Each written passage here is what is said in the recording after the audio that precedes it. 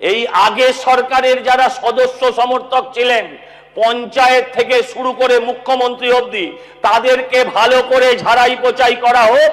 আমি দায়িত্ব নিয়ে বলছি, পশ্চিমবঙ্গের এই 8 লক্ষ কোটি দেনা 1 সপ্তাহের মধ্যে মিটে যাবে। দলের মধ্যেই তাদের আওয়াজ উঠেছে যে ওরা চোর, এ বলছে ওকে চোর, ও বলছে ওকে চোর। আমি আগের সরকার মা মাটি মানুষ বলে মাকে মাটিতে মিশিয়ে দিয়েছে, আর আমার সরকার ঘোষণা করেছে। এবার আমি বলার জন্য অনুরোধ করব মাননীয় শ্রী সজল ঘোষ মহাশয়, 13 মিনিট।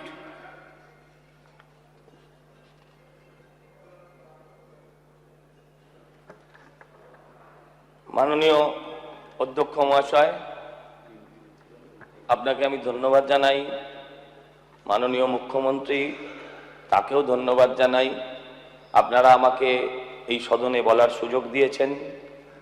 প্রথমবার বলছি, যদি কোনো ত্রুটি থাকে মার্জনা করবেন।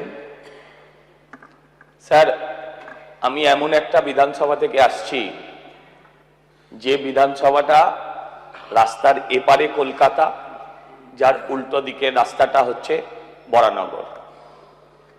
স্যার, আমি এই বিধানসভায় ঘুরে মানুষের কাছে প্রচার করে আমি যেটা দেখতে পেলাম যে কলকাতা পিনকোড, কলকাতা অ্যাড্রেস এবং কলকাতার লাগোয়া হওয়া সত্ত্বেও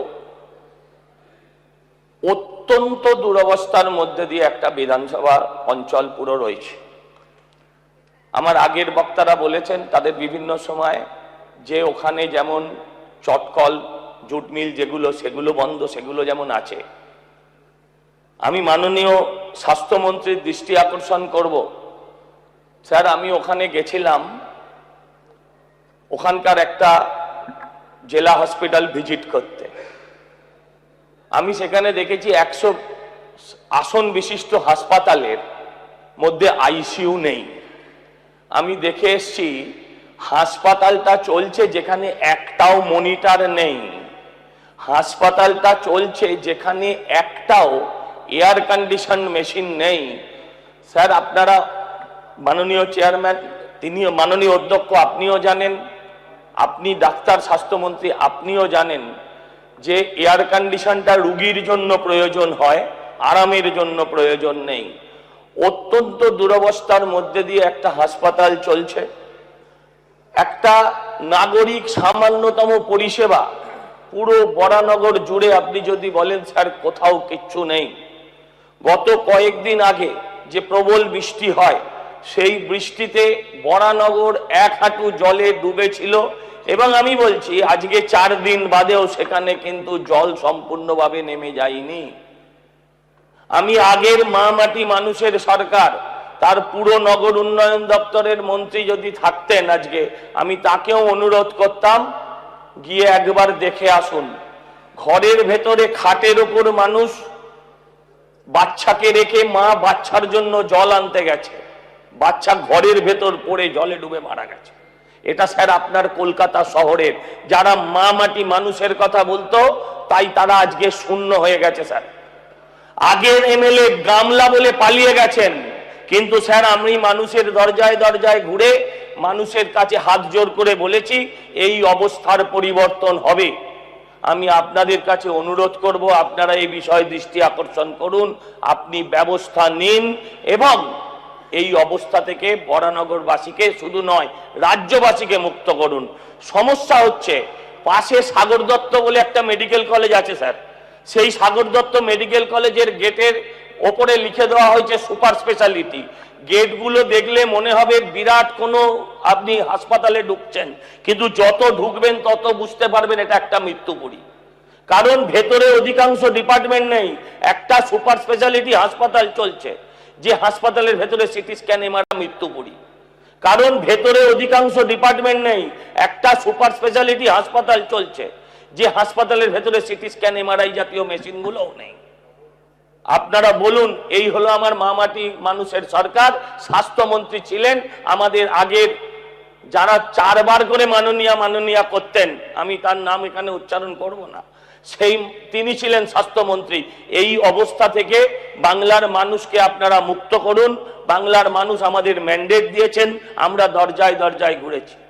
আমার খুব ইচ্ছে ছিল নগর উন্নয়ন মন্ত্রী যদি থাকতেন তাকে একবার নিয়ে ঘোরাতাম অটোয় করে, কোমরের হাড় যদি বেঁকে না যেত অর্ধেক বরানগর ঘুরলে, তাহলে আমি এখানে আর আশা বন্ধ করে দেব। আমি মাননীয় বর্তমান নগর উন্নয়ন মন্ত্রীর কাছে আবেদন করব, তার দৃষ্টি আকর্ষণ করব, এই ব্যবস্থার থেকে পশ্চিমবঙ্গকে মুক্ত করুন। আমার বরানগর শুধু নয়, আমার সারা বাংলার এই একই অবস্থা চলছে। আইন শৃঙ্খলার কথা আমাদের রাজ্যপালের ভাষণের উপর আমরা বলছি, আজকে আলোচনা করছি। রাজ্যপাল স্যার বলেছেন আইন শৃঙ্খলার কথা, কিন্তু এতদিন আমরা আইন শৃঙ্খলা দেখিনি। স্যার, আমি যেখান থেকে আসছি তার পাশের জায়গাটাই হচ্ছে পানিহাটি। সেই পানিহাটি জায়গাটা আজকে সারা ভারতবর্ষের মানুষের কাছে পরিচিত। কিসের জন্য? অভয়ার নামে পরিচিত। অভয়ার বাড়ি সেখানে ছিল। অভয়াকে যারা তার বাড়ির লোকেদের মৃতদেহ দেখতে দেননি, তার মা, তিনি আজকে আমাদের সদনের একজন সদস্য হয়েছেন। এমপি মন্ত্রী হবার জন্য লালবাতি নিয়ে ঘোরার জন্য নয়, মেয়ের বিচার চাইবার জন্য। আমি ধন্যবাদ জানাই আমার সরকারকে, তারা এই ফাইল নতুন করে খুলেছেন।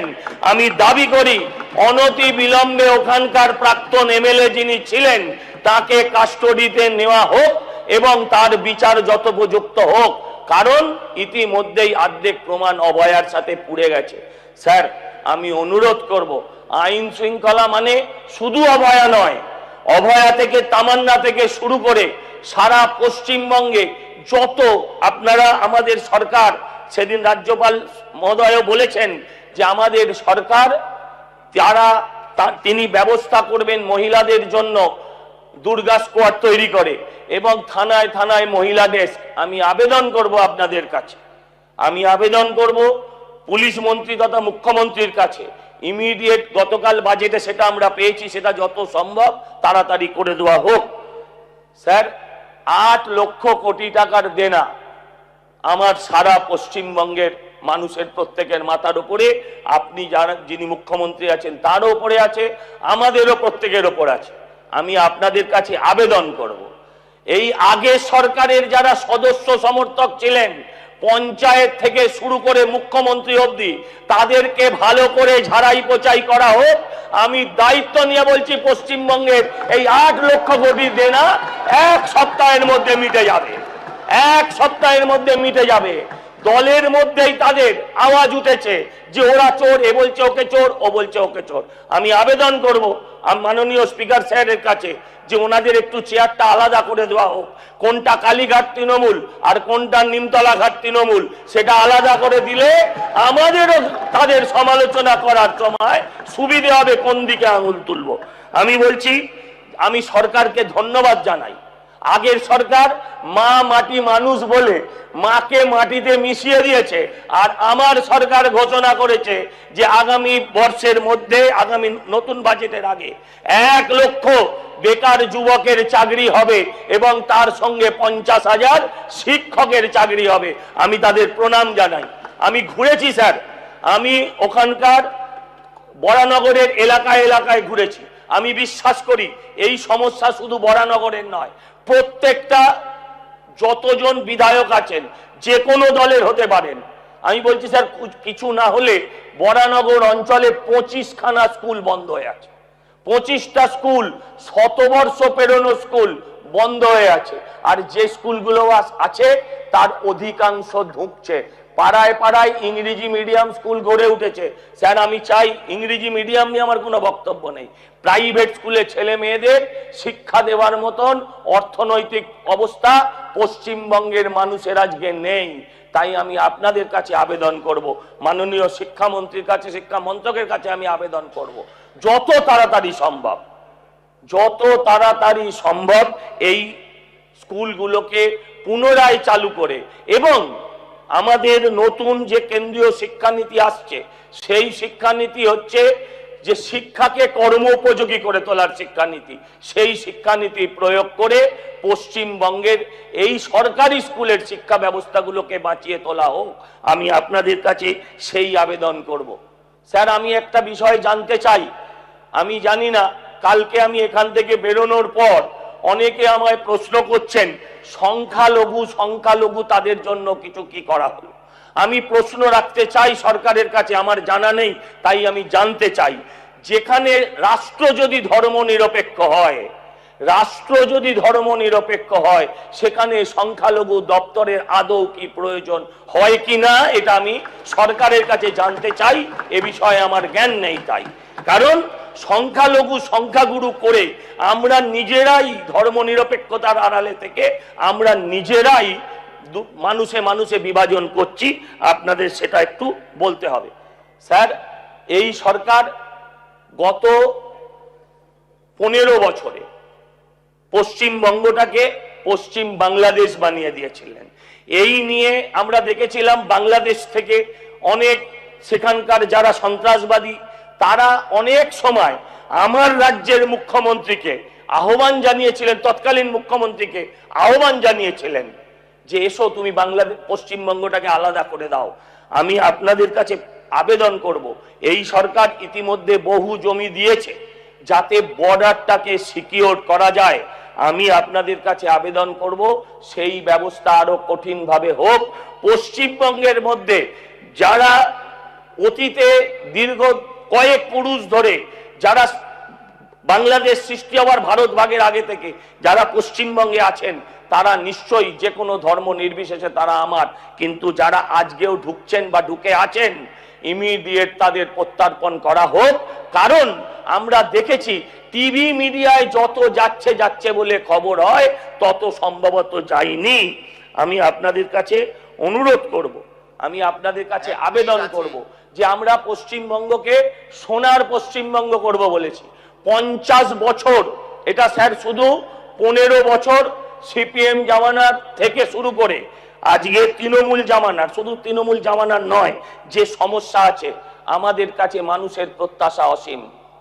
মানুষ আমাদের থেকে চায় যে 50 বছরের জমা সমস্যা 15 বছরে যাতে আমরা 5 বছরে যাতে আমরা তার থেকে বাংলাকে মুক্ত করতে পারি। এই কঠিন কাজ, কিন্তু এই কাজ আমাদের করতে হবে। এই কাজ আমরা করব কারণ আমরা মানুষের কাছে দায়বদ্ধ। আমি আরেকটা বিষয় বলে আমি আমার বক্তব্য শেষ করব, যেটা হচ্ছে মাননীয় শিল্পমন্ত্রীর কাছে আমি আবেদন করব। আমাদের বরানগর অঞ্চলে, আমার বরানগর বিধানসভা অঞ্চলে শুধু জুট মিল বন্ধ হয়ে আছে তা নয়, ওখানে 2টো সরকারি দপ্তর এবং তার মধ্যে একটা কেন্দ্রীয় সরকারি দপ্তরও আছে। সেই সরকারি দপ্তরটা দীর্ঘদিন বন্ধ, আরআইসি এবং বিআই ফ্যাক্টরি বলে পরিচিত, যাতে বরানগর অঞ্চলের মানুষের অর্ধেক সমস্যা, বেকার সমস্যা মিটে যেতে পারে। আপনাদের কাছে আমি আবেদন করব যাতে সেই দিকটাও দৃষ্টি রাখা হয় এবং সেই বন্ধ হয়ে যাওয়া ফ্যাক্টরিগুলো যেখানে অবৈধভাবে দখল হয়ে আছে, সেই ফ্যাক্টরিগুলোকে যাতে দখল মুক্ত করে আবার ফ্যাক্টরিগুলোকে চালু করা যায়, এই আবেদন করে আপনাদের সবাইকে আমি প্রণাম ধন্যবাদ জানিয়ে আমার কথা শেষ করলাম। ধন্যবাদ স্পিকার। ধন্যবাদ মাননীয় সজল ঘোষ।